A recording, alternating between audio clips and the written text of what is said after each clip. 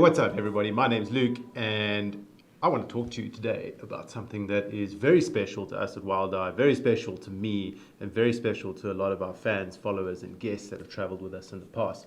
And that would be the Masai Mara, in particular, the Mara Triangle and the Wild Eye Mara Camp. Now, this is a camp that's run and owned by Wild Eye in Kenya. Obviously, we're a South African company, but we have broad reach in Kenya as well. We've got a Kenyan staff, a full-time Kenyan staff, that helps us from guiding aspects, running the camp. We've got a beautiful Masai staff in camp. We've got some great staff in Nairobi. Shout out to Billy and Soila and the rest of the team there for always looking after us and doing such a phenomenal job. But yeah, it is just a very special part of Wild Eye, and it's a part of who we are and what we do. We also like doing safaris everywhere else, South Africa included. We just happen to have our own camp in Kenya, in the Mara, and it is right on the banks of the Great Mara River.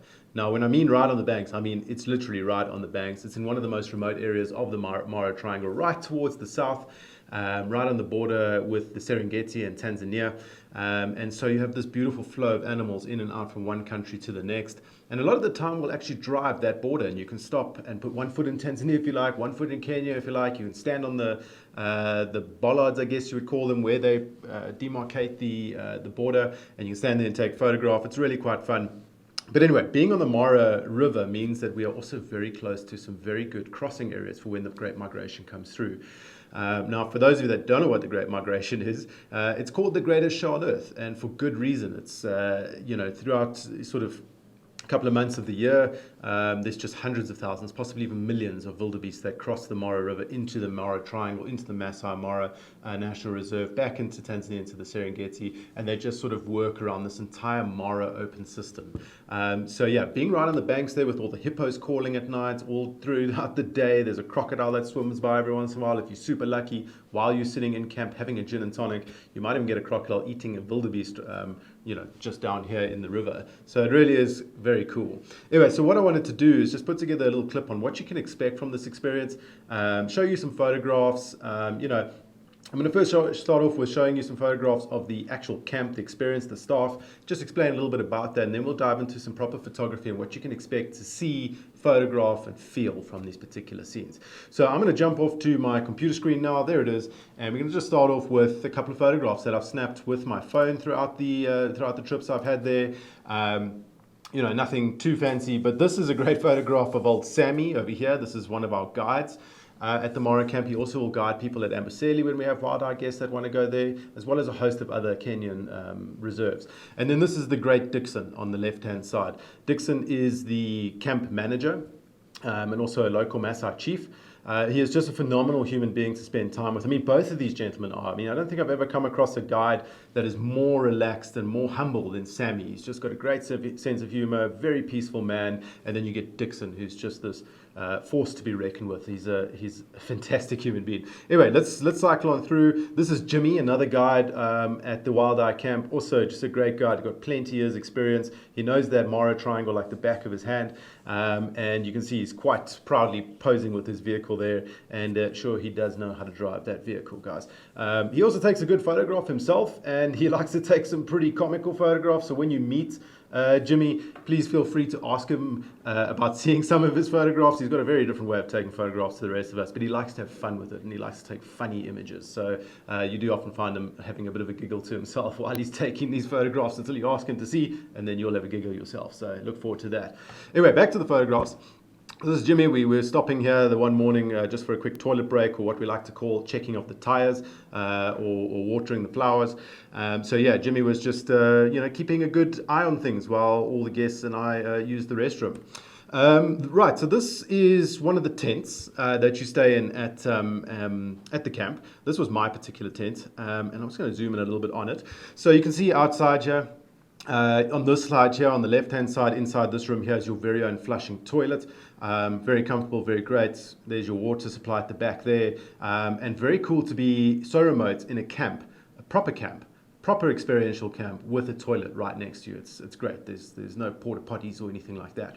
Outside, you've got some drinking water here in this blue cooler box, I guess you could call it, and you can also use that to brush your teeth and so forth. And then behind that, you have the sink, the basin. And every morning, as you get woken up by one of the guys, they actually pour some nice hot water into that basin, so you can stand up, get out of your tent, come wash your face, and really wake yourself up and and feel good straight off the bat. Then inside here, you've got some clothing rails to hang up all your clothes, some slip slops. There are lights throughout as well. There is power.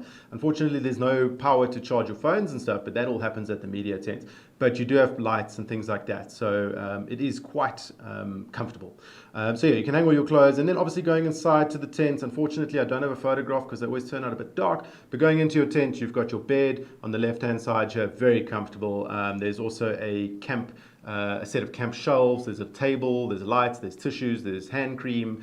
There's all the little bits and pieces that you would expect from going on safari when you're in one of these tents. And they do often put a little treat on your bed every once in a while. So that's also very nice.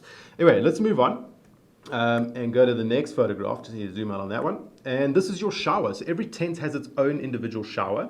And you can shower as often as you like, whenever you like. The staff will come with boiling hot water, put it into, or maybe not boiling hot, but pretty hot, beautiful. Put it into your big bucket shower over there. They call you when it's ready. You pop in there, you open it up, and you get a good sort of 5 minutes of stream coming down. So it's definitely long enough for me to have a shower. I know some of the ladies, also some of the gents, they like to wash their hair and do things like that and so forth. So maybe just wash your hair, turn the water off, start it back up when you're ready to rinse off. But there are also all the amenities you need, as you can see, and they're great amenities as well. They smell delicious. And they really do keep you feeling quite nice and fresh. So yeah, that's your own personal shower with the beautiful, stars above you, the bush around you, the sounds around you. You are in the Masai Mara while you're having this shower. It's really, really cool. Cool, let's move on. This is the Out of Africa breakfast stop. Now, I'm not going to tell you too much about it, but because it is something that we kind of build up with guests, but it is a beautiful spot to go and have breakfast. The staff will go out and set it up. This is just one of the breakfast locations that they'll meet you and come set up for you, where you can just really enjoy the view. That is what the Masai Mara looks like, guys, or the Mara Triangle at least. It's beautiful. This is some of the staff as well at that Out of Africa breakfast. Tenke over here, he makes the meanest gin and tonic in the Masai Mara. I mean, there's no competition really. There's not much you can do to beat him. And then obviously that beautiful view in the background. Here's our Wild Eye vehicles. I just thought this was a cool shot when I saw it. The logos are beautiful. We've got big proper Land Cruisers. They're the long wheelbase and you're very comfortable at the back. This is our camp sign. Obviously with the staff there standing very proudly around it. Inkishu means life or to give life, and that's because the camp was built on a historical crossing point on the Mara River that actually turned out to be a very bad crossing point through the years due to degradation and so forth. A lot of wildebeest tended to die there, and so the conservation guys actually got a bit involved and thought, well, maybe we should put a camp up here. And when I say a lot of wildebeest were dying, it was exponentially more than what should naturally die, and they were starting to get a little bit worried about it. Put a camp up, and that sort of stopped the wildebeest crossing. Although recently there was actually a small crossing that came through camp and crossed there. I mean, it was pretty cool. I think Trevor was in camp at that point in time. So please hit Trevor up on Instagram. Ask him a question about that if you like. I think it was an incredible experience for everybody involved. Right, so let's move on. That's just another good shot of our vehicles. 2 spare tires. You need that in the Mara. You never know what's gonna happen. But you can see you got the pop-top roof, so you can stand up and photograph. It's quite comfortable. You can sit down and use the bean bags and photograph. It's really comfortable. We only allow 3 guests in there at a time, plus a guide. If you are a group of 4 people, you have your own private vehicle, and the guide will, the Wild Eye photographic guide will sit in the front next to Jimmy or Sammy or Ken, whoever's driving the vehicle at that time. But very comfortable. They're loaded with snacks. They're loaded with beers. There's a full-time fridge in the back that just runs all day, keeps your beverages nice and cold, and it really is one of the most comfortable places to be in the Mara. This is another breakfast spot, just randomly out in the middle of nowhere. You've been having a great day on safari. Everyone starts to feel a bit hungry. We've been waiting for a crossing maybe. Camp's maybe a bit far. Don't worry about it. Dixon and the team are going to come out to us. They set up breakfast, and you're going to have an omelette. You have whatever you want, sausages, bacon. They really look after you. Coffee, juice, it's a treat, guys. It really is. This is just a photograph of some guests in Alistair enjoying the view, having a gin and tonic or a whiskey after a good day on the Mara. This is a particular experience that is not included in the packages that we put together for this, but it is something that you should definitely consider, and that's doing a hot air balloon ride over the Masai Mara or the Mara Triangle. It is phenomenal. It starts very early in the morning, well before the sun comes up. You get to the balloons. It's all very dramatic. There's these huge balloons going up, and then this is some of the views that you get to see from up there. And I did post a very cool video called Take a Balloon Ride over the Mara Triangle, the Masai Mara, on my YouTube channel, and it's also on the Wild Eye YouTube channel, so I'll link you to that. This is just a photograph of the group. I mean, we always like to take photographs of the group. It's a very exclusive camp, and so everybody really gets to know each other and starts having fun, having drinks, having breakfast, having meals together, and by the end of it you really do leave as quite good friends after 6 days or 7 days, 6 nights. It's a great experience. Cool, this is in the back of the vehicle, people taking photographs. We do put these little crates in the vehicles, not generally to sit on, more to stand on so that you can see out the top if you're a little bit shorter, but they also do get you quite low down and comfortable if you need to photograph from them. So yeah, you can see everybody's having a whale of a time. There's a few too many Canons in there. Don't worry, I was shooting Nikon, so we were represented, guys. Just driving around the Mara. This is another stopping for a gin stop and enjoying just where you are with the group. This is a photograph that I took. It took a while to get it right, but everybody played along and eventually got it right. This is the vehicles, all 3 of our vehicles lined up. Now, what we were doing on this occasion is all just waiting for a crossing. You basically sit quite far back. You want to give the wildebeest and the zebra the space and the respect that they need in order to build the confidence, so that they can cross the river. It's a very scary thing for them to do. And if you park your vehicles too close, they don't cross and actually end up turning around and going back where they came from, and it can take hours, days for them to amass and come back down. So you sit quite far back, you have a beer, a packet of chips, some nuts, whatever, talk a bit of nonsense, and then as soon as you see 1 or 2 of those wildebeest shoot down into the river, these vehicles take off, hit the perfect spots. Jimmy and Sammy and Ken and James, they know exactly where to get you to get you the beautiful sights for those crossings. So yeah, just sitting back, enjoying, and taking it easy. Right, I think that's it for the experience photographs. So I think what I'll do now is I'm just going to jump into a few photographs, a few of the photographs that I've taken over the few trips that I've been there, just so that you can get an idea of what you can expect to see and what you can expect to photograph. So I'm just going to jump back into this beautiful elephant portrait that I took. I mean, elephants, the Mara is not a particularly elephant stronghold, if you know what I mean. There are definitely elephants there, and you see them almost daily, but it's not something like the Kruger or Monopools or Botswana where you just see loads and loads of elephants. Like, that's what you see. But yeah, the Mara does definitely have a good number of elephants moving around. This was a particular day when we saw a very, very fat snake. We believe it had maybe eaten a Thompson's gazelle or something like that. This is one of the rarest things that you can actually come across. I mean, an African rock python is rare to see already, but eating something or having eaten something and just lying there, I mean, look at how fat this thing is. Let's go back to it. I mean, he's just massive. It looks, and I mean, this is a big snake, guys. This was probably a good 8 foot, 9 foot, 10 foot long snake, a huge, huge snake. And really, really fat. So just chilling out. I mean, it's obviously a pretty dangerous situation for the snake to be in. Because they do need to digest, and predators, things like leopards, hyenas, whatever might find them, and it's an easy kill, really. And you get a 2-for-1 special. So yeah, 2 burgers for the price of 1. Anyway, let's carry on. This is obviously a lilac-breasted roller. Famous bird throughout Africa. The oohs and ahs you hear from people from all over the world when they see this beautiful bird are consistent. They are quite common though, so you will definitely see one while you're in the Mara, or generally anywhere within East Africa or Southern Africa. You will see one of these birds and get the opportunity to photograph them.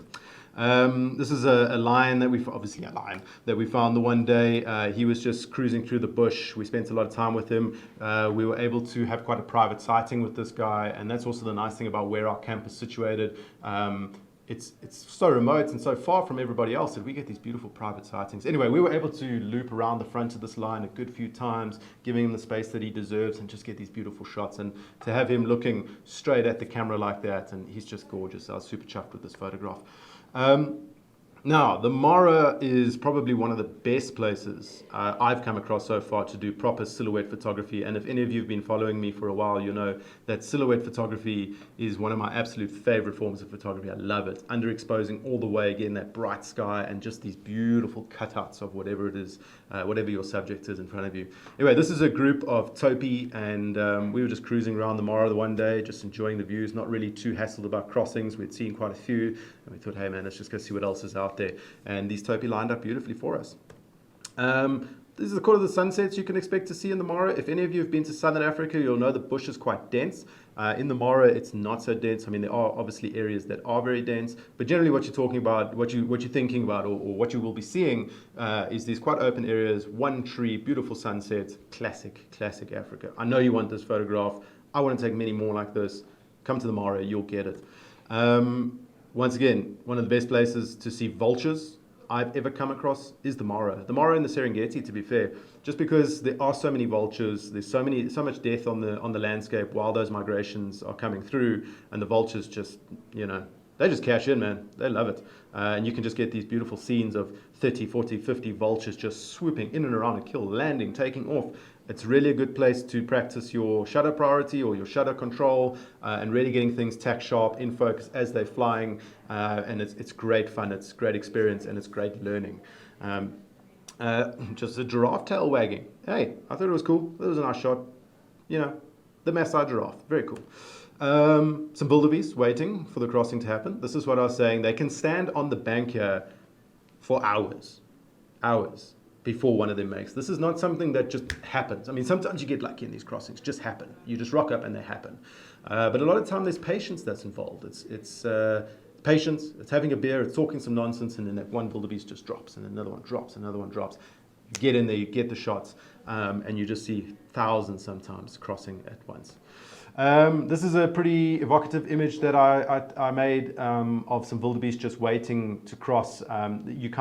What ends up happening is these wildebeest will come down to the banks of the river, and they wait. They kind of wait, and then as the mass of more wildebeest just builds up behind them, eventually the guys in the front have no choice but to go. So you kind of have to wait for this critical mass to build up, and then all of a sudden it starts happening. So it's a terrifying thing for them to do. They're crossing a deep river. There's possibly crocodiles. There's possibly lions on the other side. There's maybe cheetahs waiting on the other side. There could be whatever waiting on the other side. They could break a leg. They could, hurt each other, whatever it might be. This is a truly stressful thing for them to do.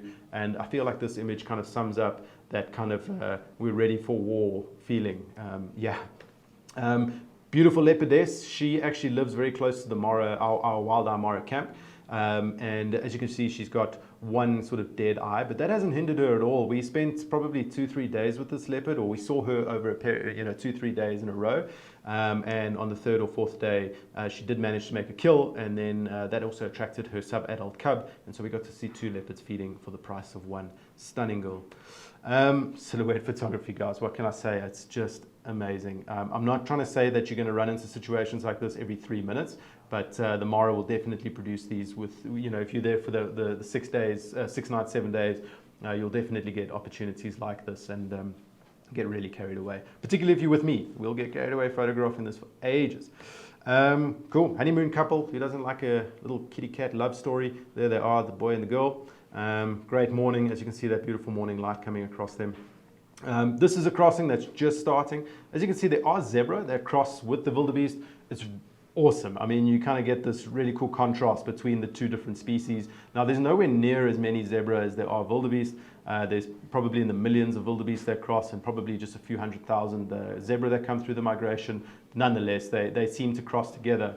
And what I always find quite funny is that the zebra seem to lead the way quite often. So the zebra are considered to be quite a vastly intelligent animal. They're always kind of pulling the herds from down, on the plains on the other side of the river. You see a zebra kind of leading the way. And then they get to the water, and then the zebra sort of fade back into the back ranks and wait for the wildebeest to go first. Maybe a croc's going to get one of them. Zebra doesn't want to get got. Anyway, so yeah, this is what you can expect, kind of pandemonium, excitement. I mean, if you look at the background here, you can see that one's airborne. So yeah, that baby's just going for a bomb drop. And this guy's just basically in the air. He's just flying. I mean, yeah, head first into the water, ready to rock and roll. This is a big tom leopard that we came across the one day. We actually got to see him stalk pounce and kill a baby wildebeest. He then pulled it into the bushes just below this tree and fed, and we couldn't really see him, so we left, went for breakfast, came back later that day, and there he is sleeping on top of a hammerkorp nest. Now, for those of you that don't know, this is the hammerkorp nest, this pile of sticks. They're considered to be some of the biggest nests in the world. I don't think in footprint ways they're the biggest nest in the world, but definitely in weight ways I think they're the biggest. And if you can imagine, this leopard is probably pushing about 100 kgs, and he's just sleeping on top there. He was actually snarling at the hammerkorp birds, trying to fly around, trying to chase them off their nest. He didn't give a damn. He wasn't going anywhere. Great sighting. And then once again, vultures, guys, you will lock into this sort of stuff very quickly and really enjoy it. It's great practice, great experience. There's that contrast that I was talking about between zebra and wildebeest. So you get these kind of little pockets of zebra in between thousands of wildebeest, and it just gives you great points of interest for your image. It's really, really fun. I mean, this was one of the best crossings that I've experienced so far. It was thousands of wildebeest and probably a good few hundred zebra at the end of it. Shards of light. I mean, sometimes the stars align, or the sun aligns. The sun is the star. Nonetheless, sometimes it aligns, and it just gives you this beautiful morning light coming down into these channels. And as the wildebeest drop down, you get these shadows and light and all sorts of things, and it's just so dramatic. Who does not want to get that photograph? You know, this was a buffalo that got stuck in the mud, lines capitalized, and I got carried away taking some photographs of some dirty, muddy claws. And this is one thing with photography, is always look for points of interest. It's easy to take a photograph eating a buffalo. It's a lot more fun to take a photograph of a lion's claw just grating across that skin, or the teeth sinking in, whatever it might be. Just look for those cool points of interest, maybe a bird landing on the dead animal, whatever it might be. It's pretty fun. This guy was my point of interest here. He stood there for like 5-10 minutes just watching the crossing unfolding before he finally made his move. I mean, yeah, just you know, taking it all in, the greatest show on earth. Very cool. There's a crossing, the pandemonium involved, the excitement, it's phenomenal. And then this is what you can kind of expect from the Mara, big open areas. There are obviously areas of quite dense bush as well, forests and so forth, that you see very well from the hot air balloons, as well as when you're doing drives. But for the most part, the Mara looks like this, very open with the odd tree dotting the landscape here and there. It is beautiful, guys. If you want to see the biggest skies you've ever seen in your life, go to the Mara Triangle and the Wildlife Camp, and you will see these things, and just, you know, your breath will be taken away all the time. Then on one of the nights, the Masai staff and Dixon and his team will get together and allow you to actually take photographs of them in all their dress and so forth. This is how they walk around, guys. This is how they live life in these beautiful colors, and always ready to take a good photograph. We'll put a light on them for you, so you can also do some cool cultural photography. I know we're wildlife photographers, but this is such a fun thing to do, and the guys really do enjoy posing for you. And Dixon is the ultimate pose master. He will, and he's a handsome man, and you will have so much fun photographing him. And then we're going to move on to some more photos now, where you can see like the cultural evening that you can also get carried away photographing. So let's jump back in. There you go. You can see they all come dressed up and they talk to you. I'm not going to give too much away about this evening because it is such a fun experience. But it's beautiful to see them all like this. This is obviously taken with a very slow shutter. I was trying to get that beautiful blurred effect. Look at how those jewel effects are coming through there. But yeah, it's a beautiful evening where you learn a lot about the Masai culture, and you get to see them or hear them singing, see them jumping, dancing, you know, doing all those things that are really fascinating. And that kind of sums it up, guys. As far as the photography is concerned and the experience is concerned, it is truly amazing. It will definitely change the way, change your life. It'll change the way you see the world. And yeah, just to give you a little bit of tidbits on the photography side of things, I generally will go to the Mara with 2 camera bodies. I know that's not always a possibility. One's fine. One will be perfectly fine. I like to use a high megapixel body like a D850. For the Canon side, you can use something like an R5 or a 5D. The Sony side, an A1 or an A7, I think, are the high megapixel shooters there. And then I like to pair that usually with like a 500mm lens. 600mm is just too big. It's too big for the back of the vehicle and swinging it around. 500mm is fine, particularly when you're working with a high megapixel body. You can crop into those images really well. Hell, you can even get away with a 300mm. I mean, these 300 2.8s lenses are incredible. And for those of you that are using kind of the Sigma Tamron 150 to 600mm, you're going to love it. It's all the lens you need. If you are coming with a second body and you do have the means to do something like that, bring a 70 to 200mm, because who doesn't want a 70 to 200? They're one of the most versatile lenses out there. And if you really are inclined, bring a 28 to 70. 2.8, because you can then do some really cool landscapes. But the one thing I wanted to say is please don't forget about this. If you're using one of the latest sort of Samsung iPhones, whatever it might be, these things are taking ridiculous photographs. And a few years ago, even 18 months ago, 2 years ago, I wouldn't have said that a smartphone is worthwhile. But when you want to just quickly get cool landscapes and quick time lapses and excuse me, and videos and things like that, pull your phone out. Don't forget it is a very strong tool in your arsenal that you can use at any given time. But yeah, as far as the cameras go, 1 or 2 bodies, anywhere from sort of 300 to a 500 millimeter lens will do you just fine. 150 to a 600 mil will be amazing, and then pair it with some other smaller lenses if you like. Otherwise, guys, I hope you really enjoyed this little seminar or talk on the Mara camp and what you can expect from the experience. Please post your comments below. Welcome to email me, luke@wildeye.co.za. I'll happily come back to you, and I look forward to seeing you all in the next one. See ya.